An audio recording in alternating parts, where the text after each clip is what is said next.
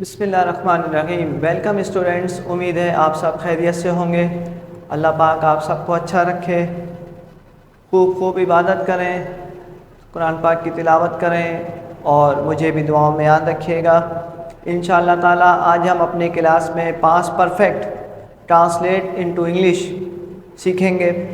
Past का मतलब है माजी, आपको मालूम है। परफेक्ट मुकम्मल हो जाना। तो दोनों लफ्ज़ को जब हम कंबाइन करते हैं पास्ट परफेक्ट, तो ऐसे जुमले जिसमें काम आप मुकम्मल कर चुके हैं माजी में और उसकी आइडेंटिफिकेशन कुछ मौजूद हो। सबक याद कर चुका था तो आपको याद है, आपके जहन में महफूज है। खाना खा चुका था, पेट भरा हुआ है। कलर कर चुका था, जो चीज़ एम्प्टी थी, ड्राइंग बुक थी, कलर फिल है, कर चुके थे। कमरे में कलर किया है, कलर नज़र आ रहा है, आइडेंटिफिकेशन मौजूद है। तो वो जुमले पास्ट परफेक्ट के जुमले कहलाते हैं। इसी चीज़ को हमने थोड़ा और आसान तरीके से सीखने की कोशिश की है स्टूडेंट्स। पास्ट परफेक्ट हमारा टॉपिक है आज का, ट्रांसलेट इनटू इंग्लिश कर रहे हैं। ऐसे जुमले जिनमें काम मुकम्मल हो चुका हो, लेकिन कब मुकम्मल हो चुका हो मैंने आपको बताया, पास्ट में, गुजरे हुए वक्त में, यानी माजी में वक्त काम मुकम्मल हो गया, वो पास्ट के जुमले हैं, पास्ट परफेक्ट। और इसकी पहचान अभी बाकी हो, जैसे मैंने आपको शुरू में बताया। या फिर ऐसे जुमले जिनके आखिर में लफ्ज़ चुका था, चुकी थी, चुके थे, लिया था, ली थी वगैरह आए, वो जुमले स्टूडेंट्स हमारे पास परफेक्ट के जुमले कहलाते हैं। स्टूडेंट्स इनमें हमारे पास सिर्फ एक ही हेल्पिंग वर्ब है और वो है हैड। बाकी जुमलों में ऐसा है कि किसी में 2 हेल्पिंग वर्ब यूज़ होते हैं, किसी में 1 होता है। पास्ट परफेक्ट में आपके पास सिर्फ एक हेल्पिंग वर्ब है, हैड। वर्ब की थर्ड फॉर्म आपको पहले भी बताइए कि जितने भी परफेक्ट टेंस हैं, present perfect, past perfect, future perfect, तीनों में वर्ब की थर्ड फॉर्म इस्तेमाल होती है। तो पास्ट परफेक्ट में भी वर्ब की थर्ड फॉर्म इस्तेमाल होती है। स्ट्रक्चर की तरफ देखते हैं ताकि आप लोगों को समझ आए। स्ट्रक्चर देखते हैं क्या लिखा हुआ है स्टूडेंट्स। स्ट्रक्चर आपके सामने है।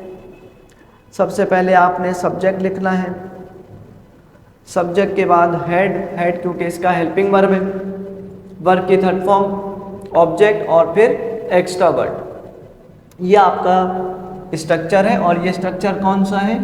ये स्ट्रक्चर है आपका अफर्मेटिव सेंटेंस। अफर्मेटिव किसे कहते हैं स्टूडेंट्स? सादा जुमले।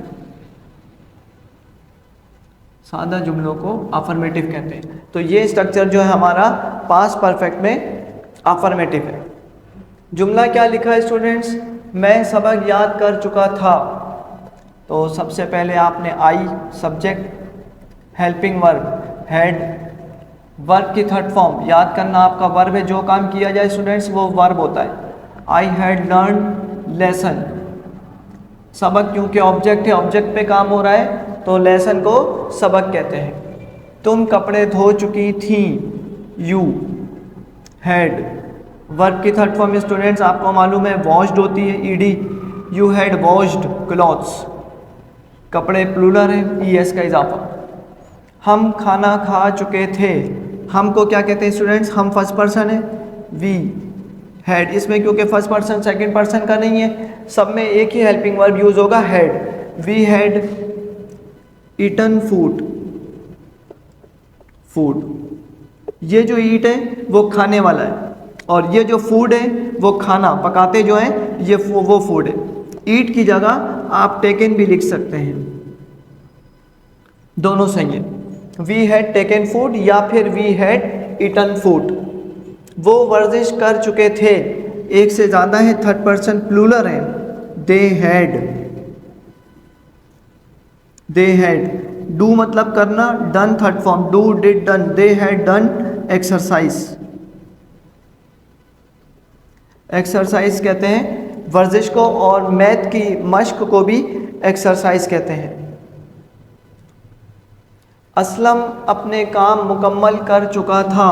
असलम थर्ड पर्सन सिंगुलर है, लेकिन इसमें student first person second person का कॉन्सेप्ट नहीं है, सब में एक ही हेल्पिंग वर्ब यूज होगा। Aslam had completed,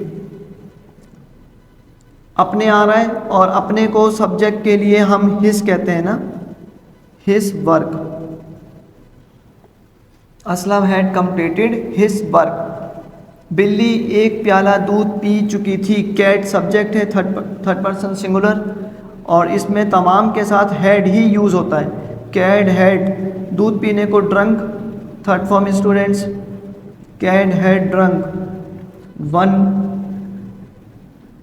one bowl, bowl कहते हैं प्याले को, one bowl of milk. Cat had drunk one bowl of milk. Students, उम्मीद है आपको ट्रांसलेशन समझ आई होगी। अगर कुछ ना समझ आया हो आप ज़रूर कमेंट करें, मैं इंशाल्लाह उसको ऑन बोर्ड आपको समझाने की मुकम्मल कोशिश करूँगा। चैनल को ज़रूर सब्सक्राइब करें, दुआओं में याद रखिएगा। अल्लाह हाफिज़।